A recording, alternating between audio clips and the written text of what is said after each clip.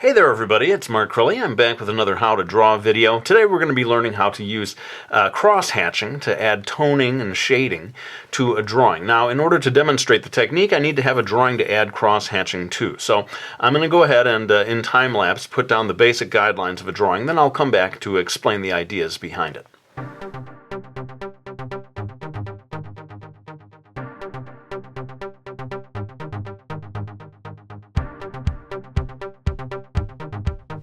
Okay, so my idea here is that this guy was exploring these ancient caves and he came upon this gigantic face chiseled into the stone of this wall in front of him. Now, I chose this because I thought it was well suited to cross-hatching, and before we get into it, I just want to clarify, because some people might be saying, hey Mark, you did this all in time-lapse, you didn't show us how to draw it. Well, this video is not about how to draw any particular image, it's a technique video. I'm going to be showing you the technique of cross-hatching, which you can then apply to any number of drawings. Now, I'm going to pull out this book, Mastering Manga. I think some of you may be familiar with it.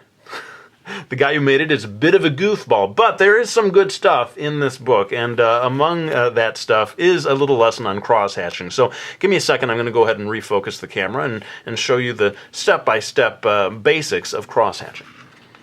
Okay, so here's this section on cross-hatching, and as you can see, it involves taking several lines, could be 3 or 4, maybe 5 even, in one direction, and then you go on top of them in a slightly different direction. Actually, the direction that you choose is pretty key in terms of the final effect that you get. I'll definitely be talking about that later on, but here you can see sort of a third layer on top of it, which begins to create the effect, and as you build, you can create a layer of tone. So hopefully that introduces you to the basic concept. I can only zoom in so far on this piece of paper, so you're not going to be able to see the lines at this size, unfortunately, but hopefully you've got the basic idea, and now you're about to see me apply cross-hatching in real time. So let's get into it. Okay, so I'm pulling out a pen here. Now I know the first question is, what is that pen? What is it called? How much does it cost? And are you free on Saturday to drive me to the store and buy it for me? Answer to the last one is no, but I can tell you they are about $3 or $4, hopefully no more than that, per pen. The one I'm using is the Micron, the Pigma Micron 03, which is fairly thin, and what I'm going to do is start working into this area of the eye, which is eventually going to be quite dark, so I don't have to be too uptight about the perfection of my line work. But you saw there, hopefully, that I had it go in a certain direction, and as I did, in my book, I'm going across in just a slightly different direction. And I think that's kind of the key to good cross-hatching. You don't want to go straight across and create a sort of, I call it the waffle, looks like the waffle iron pattern. You may eventually, just by repetition, end up with some lines that are like that, but just my technique is to try to apply them at very slightly changing angles, and basically over time you want to have had lines going in very nearly every direction, and that way you'll end up with more of a smooth tone.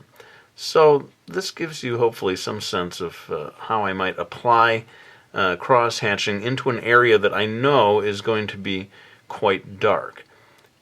Now, one thing that I find with these Micron Pigmas is as they lose ink, as they start to go dry, they produce thinner lines, which can actually work to your advantage. In fact, I'm going to pull out right now an 08. Now, 08 should be thicker, but this is actually drying out a lit. A lit? It's drying out a lit. What does that even mean? I don't know, but it's drying out, and I'm going to start showing you that even an 08, as it dries out, can produce thinner lines than the 03.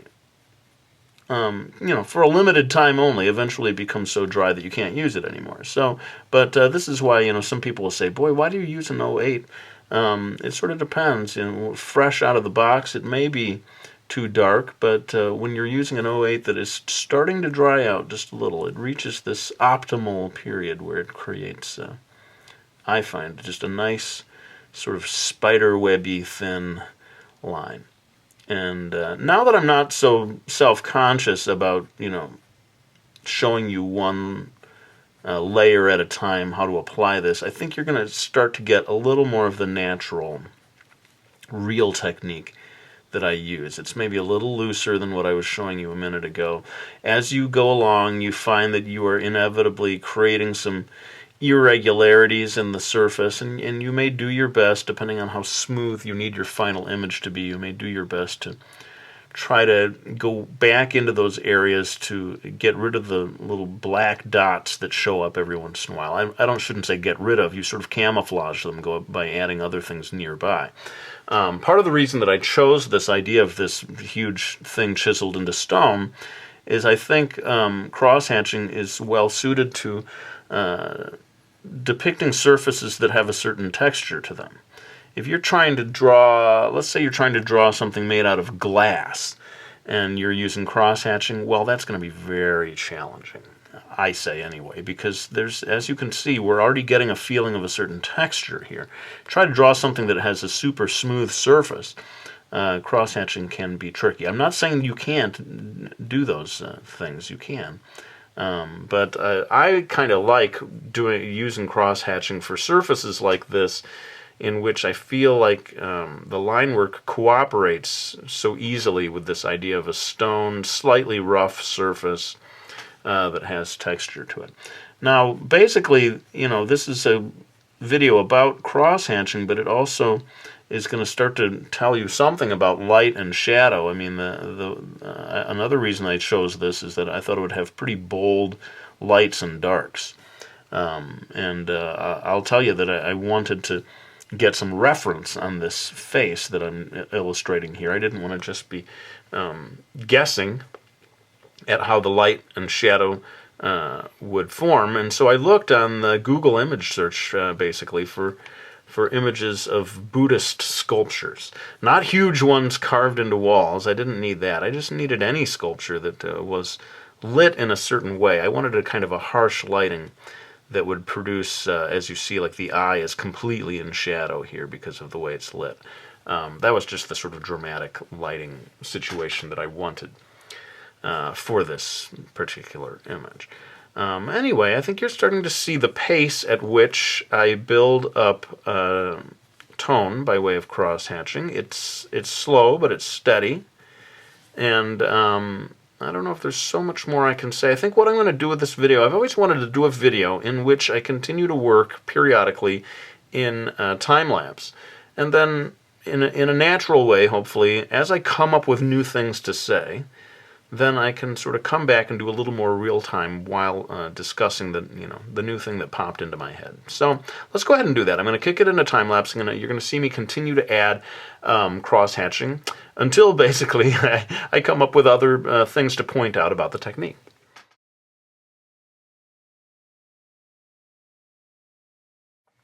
Okay, so here's something that I thought of to talk about, and that is when you're creating a gradient change from dark to light. Now, down here at this lower section of the cheek, it's going to get quite dark eventually.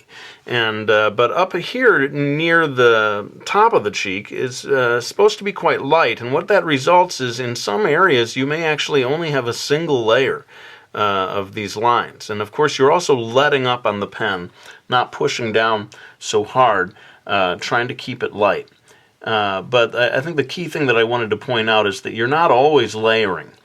Sometimes in the areas where you want it to be lighter, you have only one layer, and indeed in some areas you may choose to put nothing at all, so that you get absolute white, the white of the page.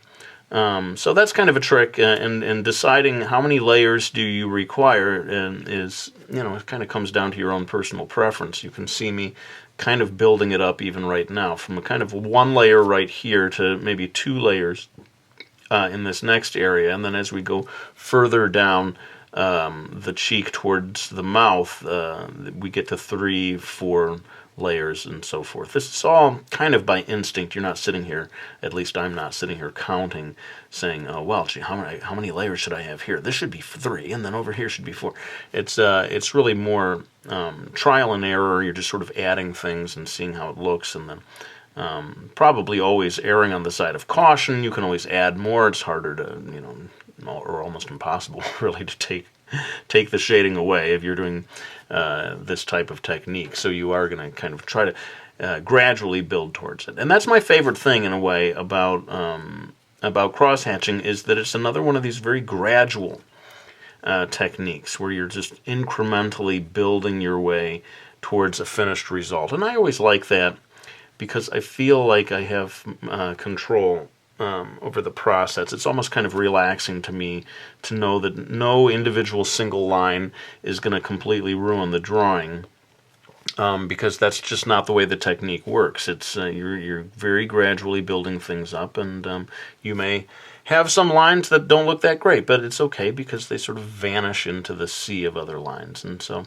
yeah, I wonder if anyone else will feel the same way I do about crosshatching, that, yeah, it's very, tedious, I suppose, from a certain point of view, but also I feel liberating in terms of taking the heat off, I suppose, in terms of each one of your individual lines. They don't matter so much as individual lines. They're all sort of gradually coming together to form this tone. So anyway, let me go ahead and I'm going to go probably back into time-lapse for a more prolonged period of time, see if we can get a little further on with things, and then come back to give you some more real-time drawing, along with hopefully added insight into the technique.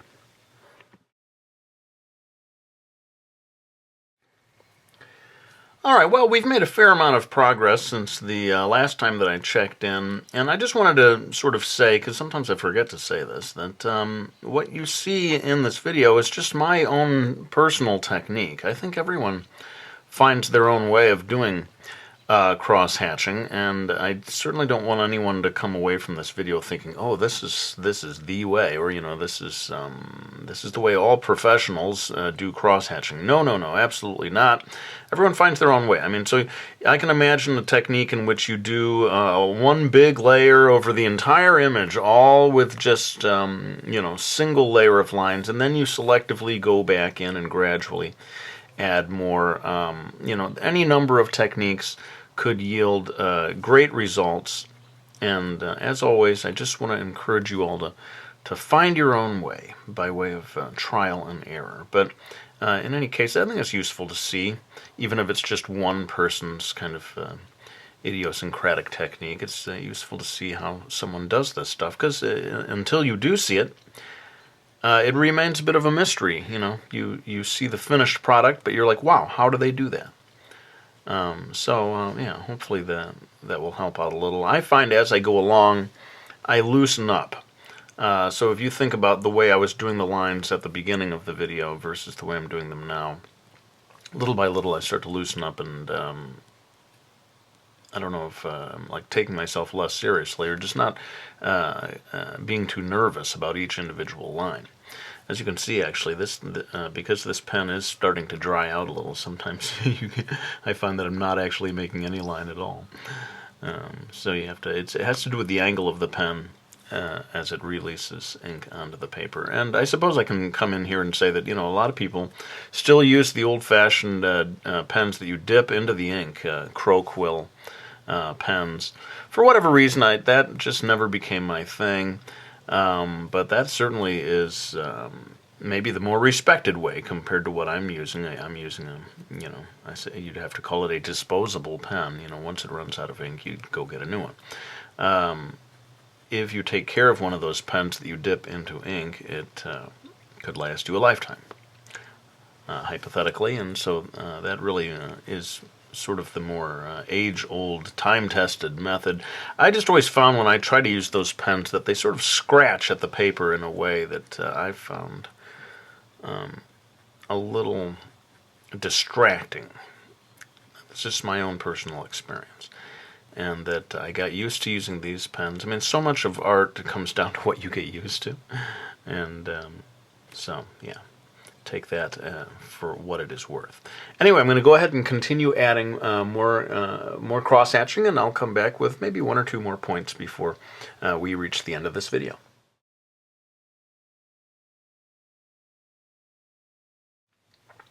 Okay, so I thought I'd stop and say a word about how you can combine cross-hatching with other techniques. I'm adding sort of decaying, like an effect of the decay in the rock on top of the cross-hatching. And this way, at the end, and this won't surprise anyone to hear, when I bring out a little white gouache, which I almost always do, we can create a feeling of texture on this stone that will, I think, give it a cool little final look of three-dimensionality, which is another thing I always seem to be going for in these videos. So anyway, that's just to show you that it doesn't have to always be 100% cross-hatching. You can be adding other different types of techniques on top of it, mixing and matching and so forth. Anyway, I think it is time to sort of move on. I'm going to try to complete all the rest of the cross-hatching part of it, and maybe after that come back and do the silhouette, which is going to frame this whole thing and take the man character who's standing here and pop him forward. But let's go ahead and finish up the cross-hatching.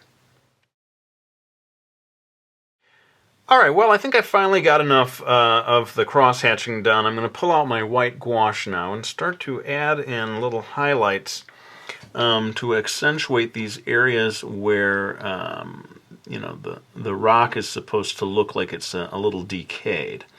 And, as is so often the case, having just these little extra bits of white really do help to convey a sense of surface here. I think it just sort of...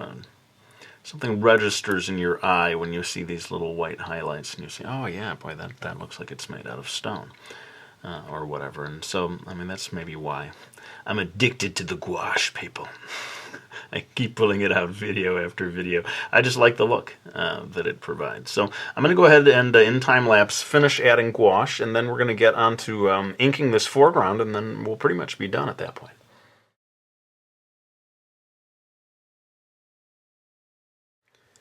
Alright, so thanks to the white gouache, we've got this sort of weathered looking surface, and I'm going to try one last technique in this video, which I kind of don't think I've done before, very rarely anyway. I'm going to use actual ink to paint this silhouetted foreground. So what I'm going to do is just open up the bottle. I'll do just a touch of it real time before going into time-lapse, using a brush, and, pretty much just dipping it straight into the ink to begin painting the foreground of this cave. And the reason I use bottled ink is it's just so fast, really, in terms of covering a really large area quickly. I don't think you can beat it. Although I suppose there's some people who still would like to use a marker in this situation. And actually, I'm kind of going to combine the two. I'm going to do these big, bold black areas with the brush, but then I'm going to clean it up a little with ink lines right along the edges. So that kind of shows you how I do it, the speed at which I apply these big, bold areas. I'll go ahead and finish this up in time-lapse, and then we'll be back for some final words.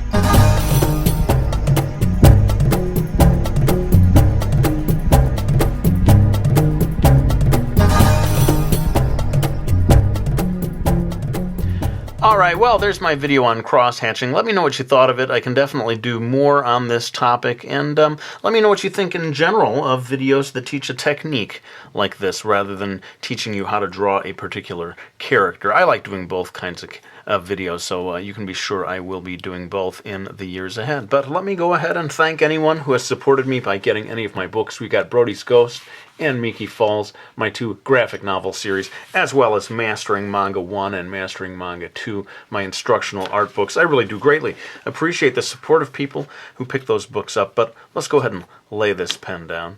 I want to thank you all for watching this video. I hope you enjoyed it, and I'll be back with another one real soon.